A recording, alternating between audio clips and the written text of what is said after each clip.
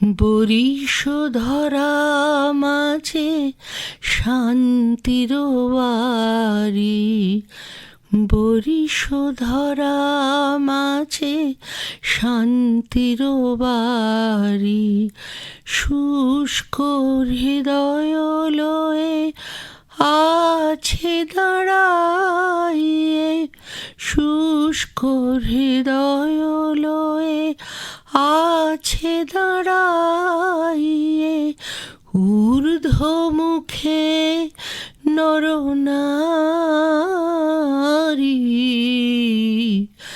বরিশধরা মাঝে শান্তির বাড়ি। আকাশবাণী কলকাতার মহিলা বিভাগের আজকের এই বিশেষ পর্বটি যাঁর গান দিয়ে শুরু করলাম, তিনি এবং তার কণ্ঠস্বর বাঙালির ঘুমে জাগরণে। রবীন্দ্রসঙ্গীত হোক অথবা নজরুল গীতি, আধুনিক বা পুরাতনী, যে ধরনের গানই আপনি শুনতে চান না কেন, সব ধরনের গানেই তিনি সমান ধ্বনি, সর্বক্ষেত্রেই আদর্শ নারী তিনি। বাংলা গানের রানী তিনি ইন্দ্রাণী সেন। এই মুহূর্তে আমাদের সঙ্গে আকাশবাণী কলকাতার মহিলা বিভাগে। দিদি, তোমাকে স্বাগত। Thank you. তোমার সঙ্গে আজকের আলাপচারিতা শুরু করতে গিয়ে যে মানুষটিকে বাদ দিয়ে শুরুই করতে পারবো না, আদর্শ নারী, আদর্শ মা সুমিত্রা সেনের কথা। একেবারে শুরুতেই একটু তাঁর কথা শুনি, কিভাবে তাঁর হাত ধরে তোমার সঙ্গীত জীবনের শুরু। ছোটবেলা থেকেই আমাদের বাড়িতে গানের পরিবেশ। আমার বাবা অনিল কুমার সেন, উনি গানের জগতের মানুষ ছিলেন না, কিন্তু অসম্ভব সঙ্গীত রসিক মানুষ এবং গান বুঝতেন। উনি না থাকলে আমার মাও সুমিত্রা সেন হতে পারতেন না, আমিও ইন্দ্রাণী সেন হতে পারতাম না। সেই জন্য বাবার কথা একটু আসে, নেপথ্য নায়ক। হ্যাঁ, একদম। আর মা তো গানের জগতের ছিলেনই, সুতরাং মা তো আমাকে বিশেষ করে আমার ছোটবেলা যখন, তখন মা অনেক রকম গান গাইতেন, পল্লীগীতি, ভজন। রেডিওতে একটা অনুষ্ঠান হতো যেটা জ্ঞান প্রকাশ ঘোষ পরিচালনা করতেন, সেইখানে মা ভজন গাইতেন তার পরিচালনায়। সেসব আমি শিখেছি, মার কাছে পল্লীগীতি শিখেছি। মা রেকর্ড ছিল কীর্তন, পল্লীগীতি, আধুনিক। আমাদের বাড়িতে অভিজিৎ বন্দ্যোপাধ্যায় আসতেন, বাবার বন্ধু ছিলেন। সে আমাদের বাড়িতে বসে কত গান রচিত হয়েছে, মা সেগুলো রেডিওতে গেয়েছেন, মা রেকর্ড আছে। সুতরাং মা আমাকে ছোটবেলায় যত কম্পিটিশন আমি নাম দিয়েছি, ইন্টার স্কুল কম্পিটিশনে মা আমাকে গাইড করতেন। মা গান শিখিয়ে দিতেন, আমি গিয়ে গানগুলো গাইতাম। এইরকম করে মা আমাকে গানের মধ্যে ঢুকিয়েছিলেন। বাড়িতে এরকম পরিবেশ ছিল যে একটা ঘরে আমি হয়তো বসে অঙ্ক করছি, পাশের ঘরে মা গান শেখাচ্ছেন। আমি অঙ্ক করতে করতে, তখন আমার বয়স কত, 5-6 বছর, সেখানে মা গান শেখাচ্ছেন, আমার পাশের ঘরে বসে গানটা তোলা হয়ে গেল। আচ্ছা, আমাকে হারমোনিয়াম বাজাতে কেউ শেখায়নি, এটা খুব অটোমেটিক্যালি এসেছে। মানে কোনো গান গলায় উঠলে আমার হারমোনিয়ামে উঠে যেত। যার জন্য মার ছাত্রীগুলো তারা কি করতো, মা যখন শিখিয়ে উঠে যেতেন আমাকে ডাকতো, তারা প্যা প্যা প্যা প্যা করে হারমোনিয়াম বাজাতো, আমি বসে বসে ওদের হারমোনিয়াম ঠিক করে দিতাম কি করে বাজাবে। তো এই হলো আমার ছোটবেলা। তার মানে তোমার গানের হাতে খড়ি অভিমন্যুর মতো। তা বলতে পারো। মার হাত ধরেই প্রথম, মার কাছেই প্রথম গান শেখা, এবং সেটা ওইভাবে, মানে প্রথাগত ভাবে আয় বস করে না বসিয়ে শেখানো একেবারে না, কখনো, মানে ওই আড়ালে থেকে একলব্যর মতো। আচ্ছা, মায়ের কথা যখন এলোই তখন খুব জানতে ইচ্ছে করছে আরো একটি মানুষের কথা। ভবানীপুর গীতবিতানে একসঙ্গে গান শেখার সূত্রে তার বন্ধুত্ব হয়েছিল মহানায়িকা সুচিত্রা সেনের সঙ্গে। মা তো ওনাকে রমা বলে ডাকতেন, একসঙ্গে গীতবিতানে গান শিখতেন, সেই সূত্রে মার সঙ্গে বন্ধুত্ব ছিল। যখন সুচিত্রা সেন গীতবিতানে গান শিখতেন তখন কিন্তু ওনার অত নাম ছড়িয়ে পড়েনি। আচ্ছা, তখন উনি বোধহয় ফিল্ম জগতে আসেননি। আচ্ছা আচ্ছা। পরবর্তীকালে অনেক জায়গায় দেখা হয়েছে মার সঙ্গে, উত্তম কুমারের সংস্পর্শে মা এসেছিলেন, সেই সূত্রে দেখা হয়েছে। আচ্ছা, তোমার মুখ দিয়েই নামটা কথা প্রসঙ্গে বেরিয়েই এলো। আবহমান কাল ধরে বাঙালির স্বপ্নের নায়ক তিনি আজও। আজও এবং ভবিষ্যতেও থাকবেন। হ্যাঁ, সেই মানুষটি তোমার বিয়েতে অতিথি হিসেবে এসেছিলেন এবং একটি বেনারসি শাড়ি উপহার। একটু বলো না আমাদের সেই তোমার কিরকম অভিজ্ঞতা এবং বিয়ে বাড়িতে যারা ছিল। মার গান শুনে উত্তম কুমার মোহিত হয়েছিলেন একটা রেডিওতে শুনে। তারপর থেকে মাকে তার সুনবর্ণনারীতে ঘরেতে ভ্রমণেরও এই গানটি গাইয়েছিলেন। ওটাই শুরুয়াত। তারপরে মা 17টি ছবিতে রবীন্দ্রসঙ্গীত গেয়েছিলেন সেই সময়। আর কেউ গাননি অতগুলো গান। তার মধ্যে উত্তম কুমারের অবদান ছিল ডেফিনেটলি। সেই উত্তম কুমার মাকে দিদিভাই বলে ডাকতেন। আমার বিয়ের সময় 75 সাল, তখন উত্তম কুমার মধ্য গগনে। আমার সব মামাতো ভাইরা তারা এসে মাকে ধরলো, বাবলির বিয়েতে উত্তম কুমারকে তোমার ডাকতে হবে। মা বলে, দেখ উত্তম কুমার কখনো আসবেন, মাথা খারাপ তোদের? না, আমি সব ডাকতে পারবো না।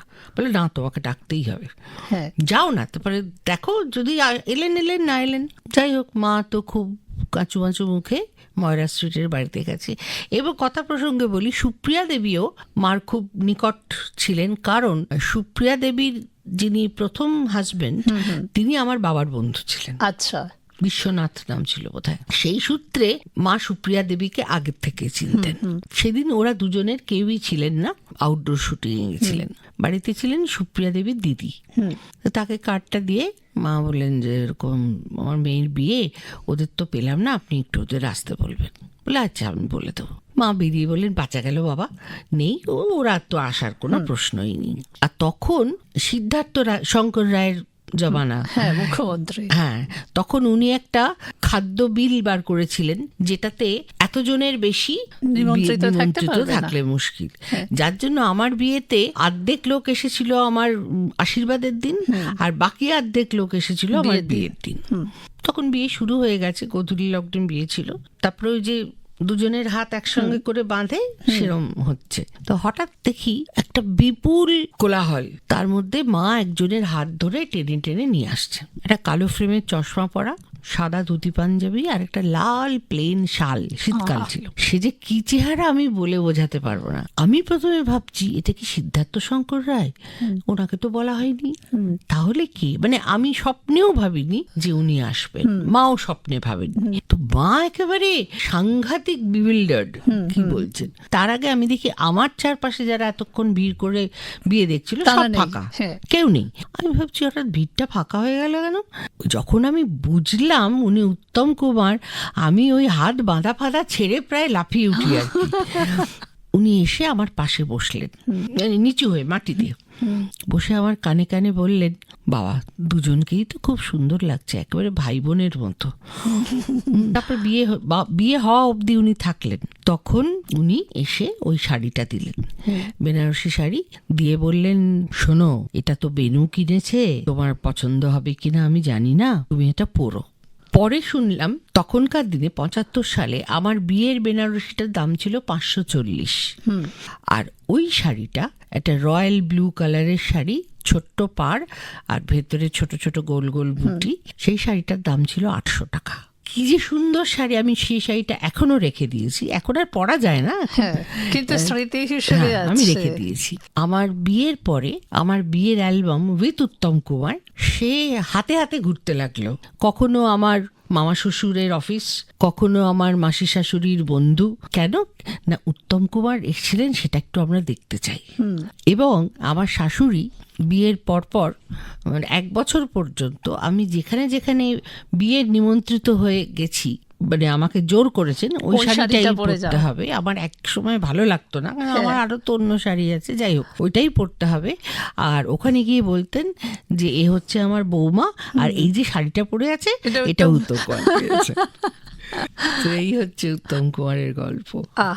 আসলে তোমার সাথে বসা মানেই তো প্রচুর প্রচুর এইরকম অভিজ্ঞতার গল্প।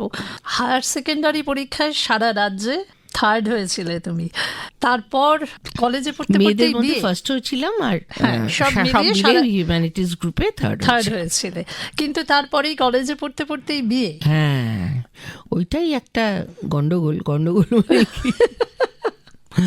এখন আমি ভাবি যে যারা বিয়ে করেনি, আমি রূপুকে বলি তুই যে কি ভালো আছিস, সংসার, আমার বাবা বলতেন সংসার কালান্ত জ্বালা, তো সেইটা বুঝি।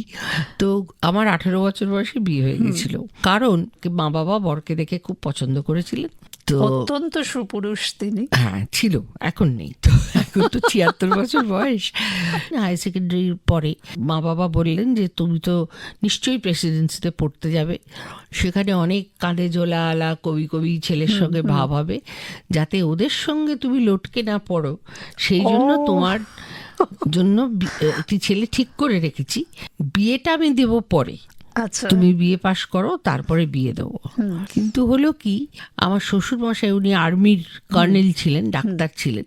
71 সালে যখন উনি মারা যান, তখন আমার শাশুড়ি বললেন সুমিত্রা আমি চাইছি বিয়েটা একটু তাড়াতাড়ি দিতে, ওর পড়াশোনার কোনো অসুবিধা হবে না, কারণ এখনো আমার মা বেঁচে আছেন, মানে তোমার দিদি শাশুড়ি বেঁচে আছেন, উনি কতদিন থাকবেন জানি না, উনি একটু দেখে যেতে চান বিয়েটা, সেই জন্য এত তাড়াতাড়ি বিয়েটা হলো।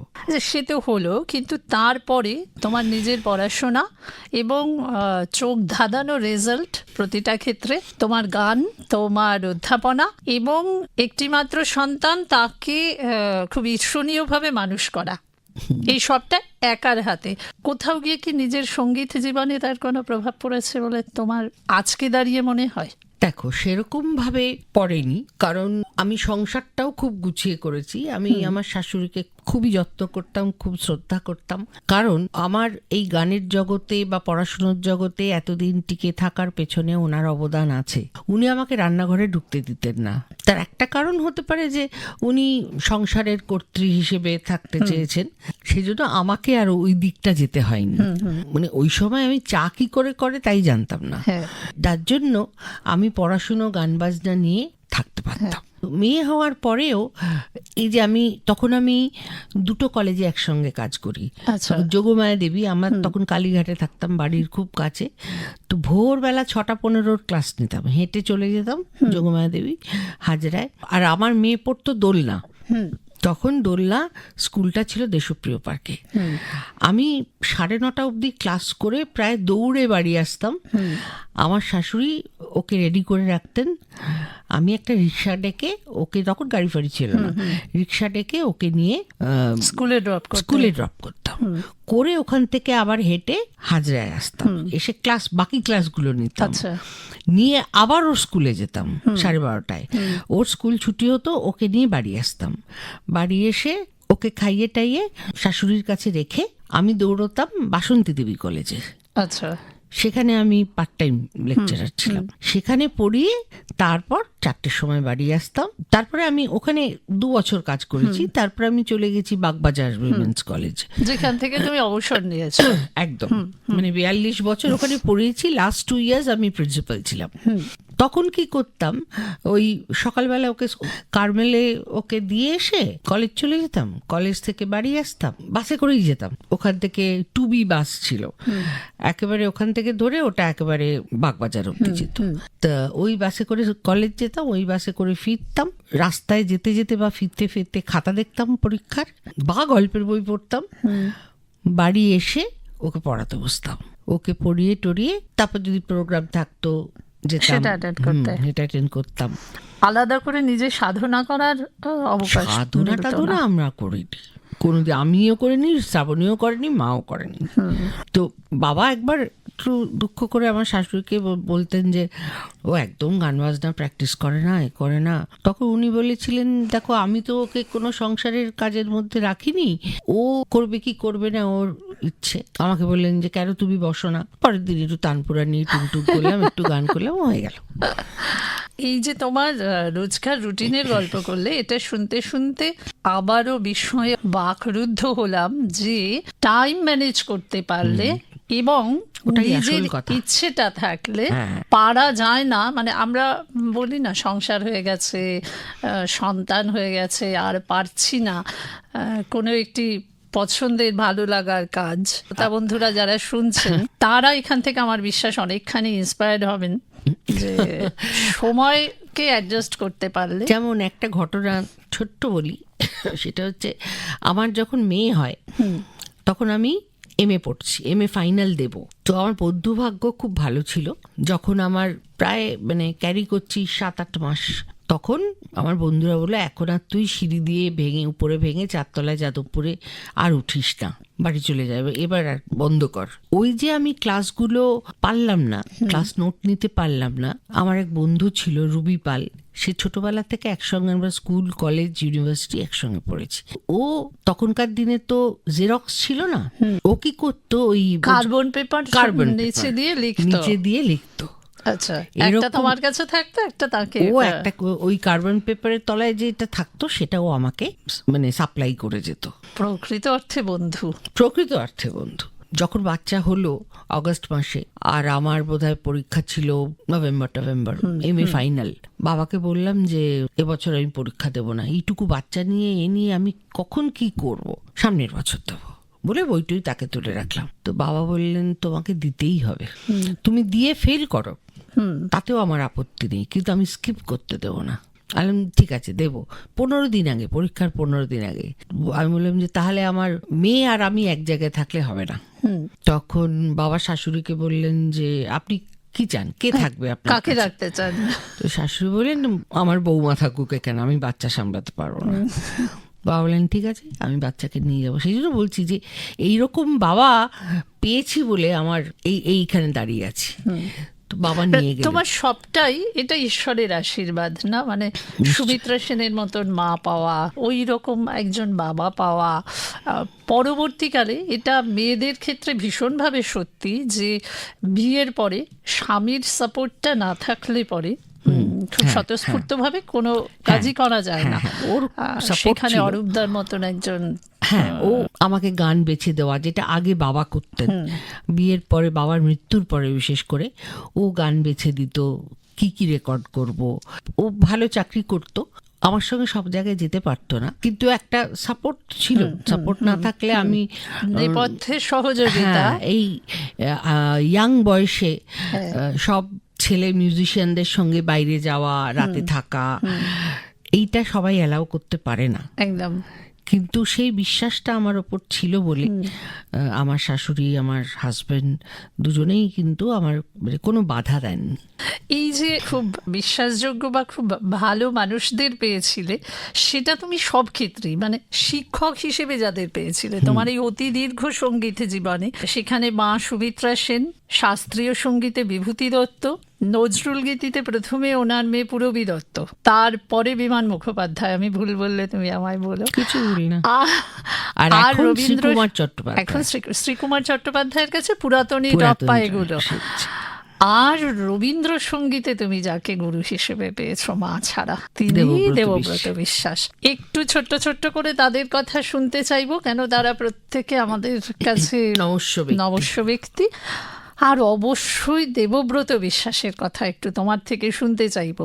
তার কথা জানার তোমার থেকে ভালো মাধ্যম আর কি হতে পারে? দেবব্রত বিশ্বাসকে আমি যখন প্রথম দেখি তখন আমি ক্লাস 6-এ পড়ি। তার আগে আমার অত রবীন্দ্রসঙ্গীত ভাল লাগতো না, মা গাইতেন, সবাই গাইতো, অত না। তখন আমি ক্লাসিক্যাল সবে শিখতে শুরু করেছি বিভূতি দত্তর কাছে।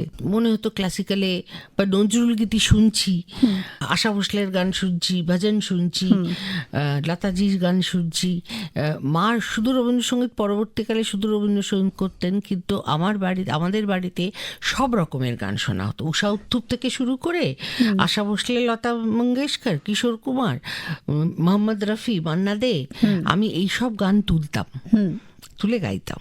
রবীন্দ্রসঙ্গীত ভাল লাগতো না। একটা অনুষ্ঠানে আমার মা বাবার একটা সংস্থা ছিল, তাতে আমিও গান গাইতাম, নাচতাম। আমি তো ছোটবেলায় থাঙ্কমণি কুট্টির কাছে বহু বছর ক্লাসিক্যাল ভরতনাট্যম নাচ শিখেছি। সেটা অনেকে জানে না। বিয়ের পরে নাচটা বন্ধ করেছি, তার আগে অব্দি নাচতাম। তা যাই হোক, ওই অনুষ্ঠানে আমি গাইছি। ওরকম একটা অনুষ্ঠানে অতিথি শিল্পী হিসেবে শুধু দেবব্রত বিশ্বাস আর আমার মার ছাত্রীরা বা আমি গাইছি। উনি ওদিকে চেয়ারে, তো মাটিতে বসতেন না, চেয়ারে বসতেন, চেয়ারে বসে আছেন।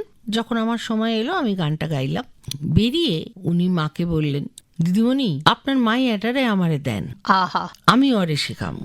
তো তো মা তো একেবারে উদ্বেল হয়ে গেলেন, বাবা আপনি শেখাবেন, এ আমার কি সৌভাগ্য, ইত্যাদি একেবারে। ইত্যাদি।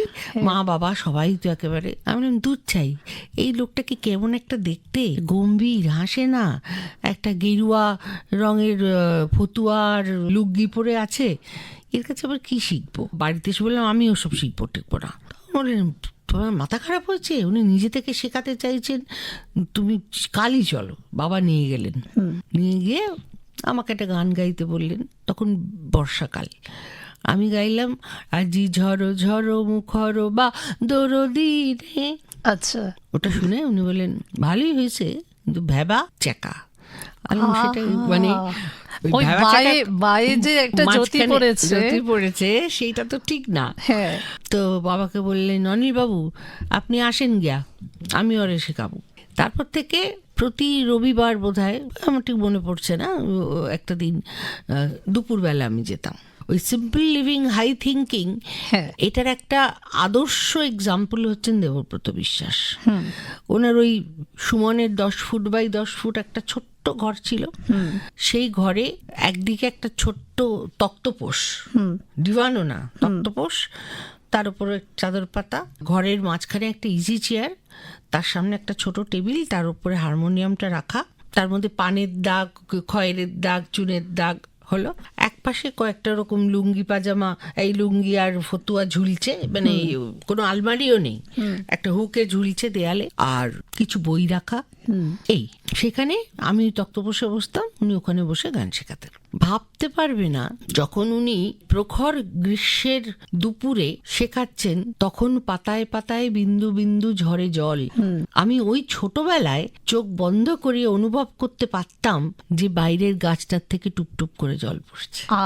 এই যে ভিজুয়ালাইজেশন, একটা গান তো আমরা শুনি, কিন্তু একটা গানকে যখন যে পরিবেশন করে তাকে দেখতে হয় একদম, এবং দেখাতে হয়। সেই ব্যাপারটা যে গানই গাইছেন, আর ওইরকম একটা সাংঘাতিক ভয়েস।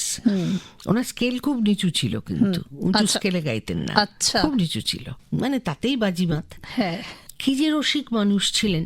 প্রচুর চিঠি আসতো ওনার কাছে, তখন তো চিঠির যুগ, উনিও উত্তর দিতেন, সব আমাকে পড়াতেন, দেখো এই চিঠি এসছে, আমি দেখেন, আপনি বলতেন, ও সবাইকে আপনি বলতেন, দেখেন এই চিঠি আইসে বাংলাদেশ থেকে, পড়লেন, তার উত্তরটাও পড়লেন, মুক্তোর মতো হাতের লেখা ছিল। আর উনি খুব পণ্ডিত মানুষ ছিলেন, খুব জ্ঞানী মানুষ ছিলেন, ফ্রেঞ্চ জানতেন খুব ভালো।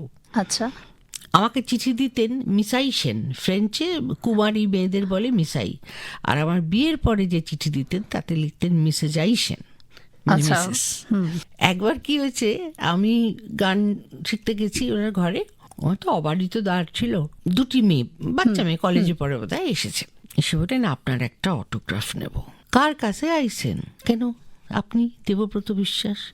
এই তো সবাই এরম ভুল করে, আমি ওর যমজ ভাই।